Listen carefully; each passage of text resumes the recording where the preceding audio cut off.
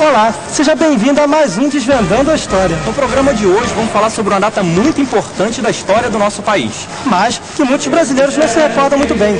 É a queda da oligarquia monárquica brasileira com a tomada do poder dos republicanos. Roberto, sejamos mais simples. O programa de hoje vai falar sobre a proclamação da República.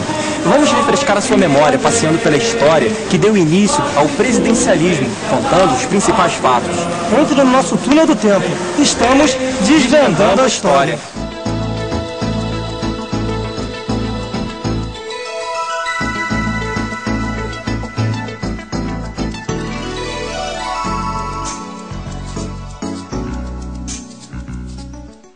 As classes médias urbanas e os produtores de café do Oeste Paulista buscavam ampliar sua participação política através de uma nova forma de governo. Ao mesmo tempo, os militares que saíram vitoriosos da Guerra do Paraguai se aproximaram do pensamento positivista, defensor de um governo republicano centralizado. Além disso, vários entusiastas da causa abolicionista relacionavam o baixo desenvolvimento nacional às desigualdades de um tipo de relação de trabalho legitimado pelas mãos de Dom Pedro II. Dessa forma, o fim da monarquia era uma opção viável para muitos daqueles que combatiam a mão de obra escrava, o que foi de grande importância para o Brasil. Mas afinal, você lembra quando foi a proclamação da República? 15 de novembro? De que ano? De 800 e... sei lá, cara, não vou saber a data não. 15 de novembro de 88? 1480 alguma, não sei não. Eu sei que tem alguma data importante em 17 de setembro, mas eu acho que é a independência, não é a república, né? No dia 15 de novembro de 1889 foi proclamada a República no Brasil. Um fato importantíssimo para a história do nosso país, porque se não fosse esse fato, nós hoje ainda seríamos um império, tá?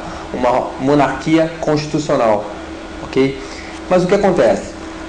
Nesse dia, personagens importantes da nossa história, elas entram em cena.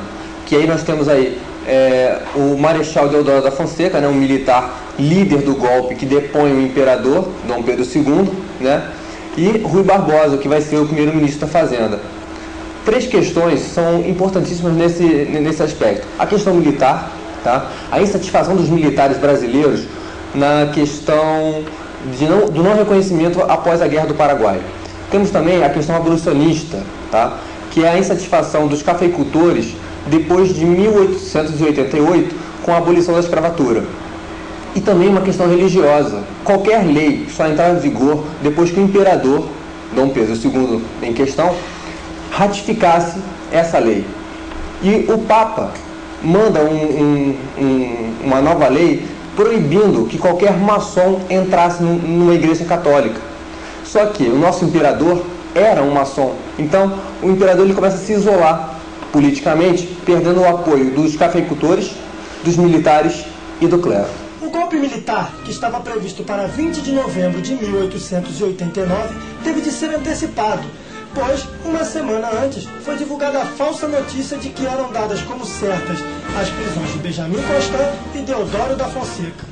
Na madrugada de 15 de novembro, Deodoro iniciou um movimento que pôs fim ao regime imperial. O interesse dos republicanos no Brasil era instaurar no Brasil uma república federativa, concedendo maior liberdade e autonomia para as elites locais, se livrando das amarras do centralismo monárquico e do poder moderador. Por contar com a intensa participação militar, você em casa deve estar se perguntando se houve algum tipo de conflito. Anderson, mas por incrível que pareça, não foi disparado um único tiro sequer. E as coisas foram resolvidas com aquele famoso jeitinho brasileiro. Os militares, no dia 15 de novembro, vão à sede do governo, invadem e proclamam a república. O imperador não se encontrava na cidade do Rio de Janeiro, ele estava em Petrópolis. Quando ele sabe do movimento, ele desce para a cidade do Rio de Janeiro, pensando que os militares estão querendo reivindicar uma troca de ministros ou uma outra coisa qualquer. E ele tenta então solucionar isso, bolando um novo ministro para atender às exigências dos militares. E quando ele chega, que ele vai receber a carta, né, dizendo que foi proclamada a República no Brasil, e no dia seguinte ele é colocado num navio e mandado de volta para Portugal com a família real. Com a instalação do regime republicano no Brasil, um novo conjunto de leis deveria sinalizar em favor da ascensão dessa nova conjuntura política. o jurista baiano Rui Barbosa assinou o primeiro decreto do novo regime, instituindo o governo provisório, assumindo o cargo de ministro da Fazenda. No entanto, Deodoro da Fonseca atrasou a formação de uma Assembleia Constituinte, pretendendo manter-se no poder por um maior período de tempo. E esse foi mais um Desvendando a História. No programa de hoje você relembrou um pouquinho mais sobre a proclamação da República Federativa dos Estados Unidos do Brasil. Roberto, para de falar difícil. O assunto do nosso programa hoje foi a proclamação da República, que você deve se lembrar muito bem, afinal de contas é feriado. Esperamos ter trazido um pouco de conhecimento para vocês.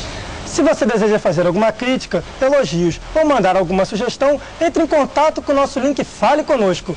Esse foi mais um Desvendando a História. Até a próxima. Tchau.